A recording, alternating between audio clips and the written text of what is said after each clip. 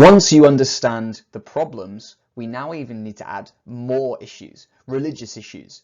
See, there are a number of rebellions against Elizabeth, and you need to actually know this, well, the stories of them, particularly three key ones: Norfolk, Ridolfi, and Essex. We'll go into Essex on his own separately, but let's talk about Norfolk's rebellion, or the Northern Rebellion, and the Ridolfi plot.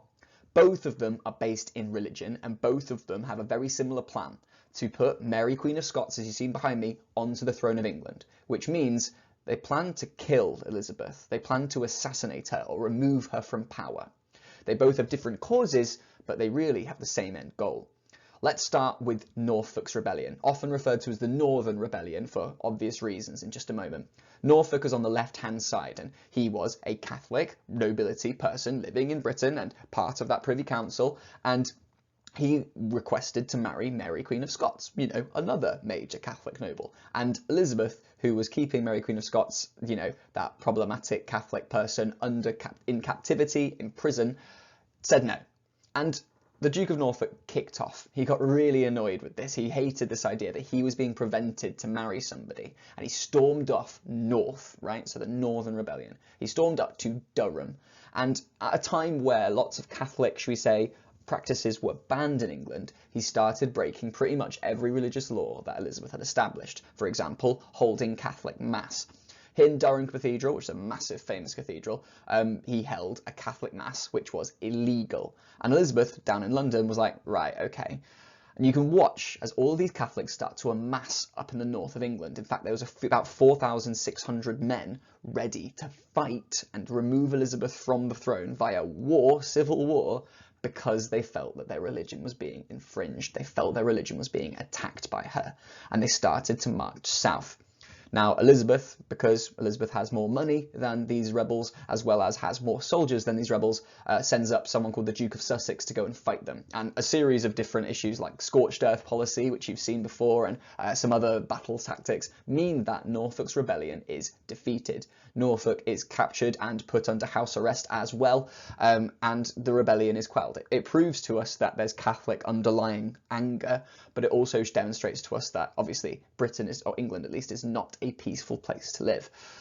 The other one, the Ridolfi plot, is not actually a rebellion. There aren't any people physically picking up swords to go and fight Elizabeth, but we know it proves that there are people trying to remove her. See, Roberto Ridolfi was an Italian banker and trader, and basically he was a Catholic because of that.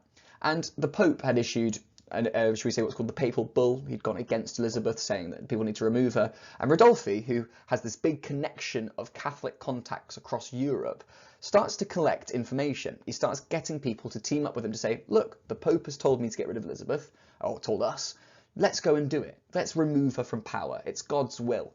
And they start basically sending coded letters to each other. These coded letters offer money to convince people to join up, to rise up and go to England. And the plan was to start a rebellion, kick off, assassinate Elizabeth. They were going to poison her with a doctor, and essentially then get Mary out of prison, put her on the throne and say, look, it's a Catholic country again. Now, the reason why the Ridolfi plot is a plot is because it was stopped. One of the letters was intercepted by a guy called Francis Walsingham. He was the spy master for Elizabeth. He gets the letter, decodes it, figures out the plot, and arrests all of the plotters, including Roberto Ridolfi. It never actually happens. But that again proves to us that Britain is not a peaceful place to live. There are nobles, Catholic people in England that are willing to rise up and rebel against Elizabeth because of the laws placed on them, as well as people in other countries who are aiming to remove Elizabeth from power through whatever means possible for religious reasons. Religion is central to Elizabeth's reign, and it really is important to understand these stories in better detail. The textbook does have some pages, but if you ask me, I think I might even post it underneath this video. I'm going to post the stories underneath. You need to make sure you know why these rebellions begin, what actually happens, and how those rebellions are stopped. If you can tell me about both of them and use them as examples, and even have a think about what does this tell us, how are these useful to understanding Elizabethan England, then you revise this section effectively. Thank you very much, guys. I'll see you later.